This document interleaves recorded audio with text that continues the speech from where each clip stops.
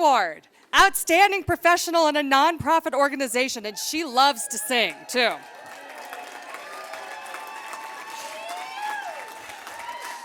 It's like you know who I'm going to call up. If compassion had a job title, it might be Brianne Snow. She's the kind of leader who can turn a challenge into a collaboration and still find a way to make people laugh. Her team says she's powered by caffeine, community, and an unshakable belief that Summit County is better when everyone has what they need. Let's hear a little bit more about Brianne. Hi, I'm Johanna Gibbs. I'm the board president for the Family and Intercultural Resource Center. Hi, I'm Don Dankner, a former board member of FERC. Hi, I'm Susan Proper, and I'm a current board member of FERC. Hi, my name is Kendra Carpenter. I'm the principal of Dillon Valley Elementary. Hi, I'm Carla Ducker, and I'm the Director of Strategy at the FERC. I'm Patty Cruz, and I'm an Alma home visitor. Alma is a FERC program. I nominated Brianne Snow for this award because of her unwavering dedication of 20 years of service to the FERC. And I just want to share with you the moment that I met Brianne was when she was doing an interview to be a parent educator like 20 years ago. And since that moment, I sense her commitment to the community. And she's had more than 10 different roles here at the organization, and she's been the ED for going on 7 years now. I've watched Brianne guide us through some really tough times, and she's done it with resilience. She's done it with a commitment to collaboration. Shortly after Brianne became executive director of FERC, she faced the challenges of the COVID epidemic and the effects it had on our working families in our community. More recently, Brianne has mobilized herself and her dedicated staff to address the challenges faced by our working families as a result of the current government shutdown, as well as immigration enforcement. Brianne's secret sauce is leading with her heart, but making decisions with her head. Brianne identifies the gaps that are in our community and the challenges, and she doesn't let them overwhelm her. She thinks about who she needs to call, she picks up the phone, and she makes things happen. And no matter what it is, if we have an emergency, we can call Brianne. She's there for us, she's calm, she's steady, and so she is a gift to our community. And the thing I love about her the most is that she is willing to do anything for anyone, staff, client, person in the community, and we just love her with all our hearts. I can see that she can relate to the immigrant families. That's very deep for me, and I can sense that she cares for the families that faces different challenges. So that was a major thing for me and for FERC. Brianne, congratulations. We love you so much. You're so deserving of this award. I'm so honored to have worked with you, and I can't wait to work with you for many more years to come. Congrats. Brianne, it was an honor to meeting you and collaborate with you. And I want to thank you from the bottom of my heart that you always keep me a part of the FERC with different roles. And I only want to see you be in your role as a leader, keep growing, and I want to keep working with you for other 20 years to come. Congratulations, Brianne, on your 20th year with FERC. Congratulations, Brianne. Congratulations, Brianne. I'm honored to be your board president, and I'm proud to be your friend. Congratulations, Brianne. You are so deserving. Congratulations, Brianne. Outstanding nonprofit professional, Brianne Snow. Wow. There's a lot of you. I won't sing. Start there. Good evening, everyone. My career at FERC has always been about creating space. Space for voices that deserve to be heard, lives that deserve to be seen, and stories that deserve to be told.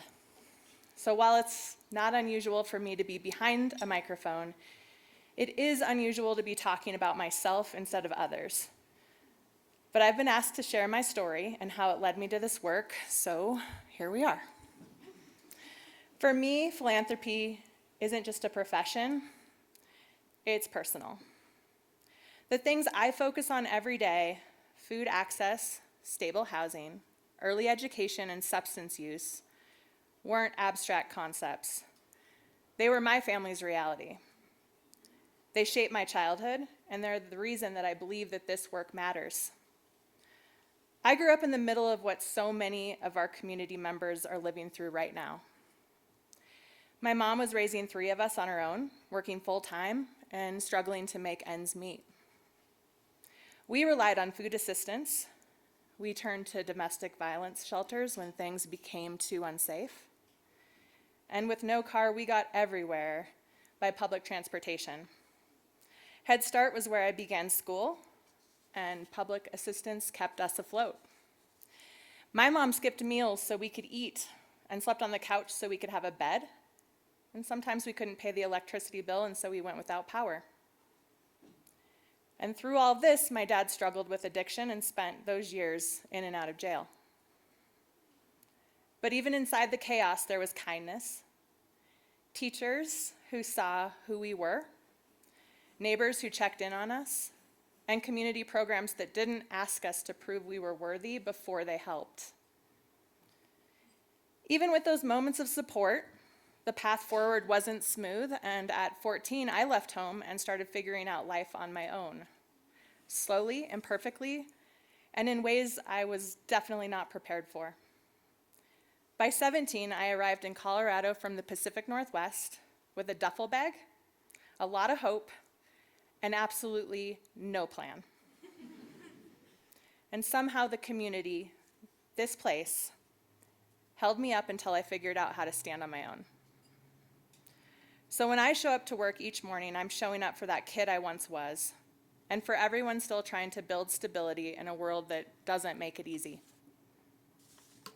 Working in nonprofits means living somewhere between hope and heartbreak, and finding humor in the space between. It's a strange mix of exhaustion, persistence, and stubborn optimism. I've lived in these mountains for almost 30 years now. They're breathtaking and humbling, and much like this work, sometimes unforgiving. But this is home. It's where I've built my life, and where I'm raising my daughter.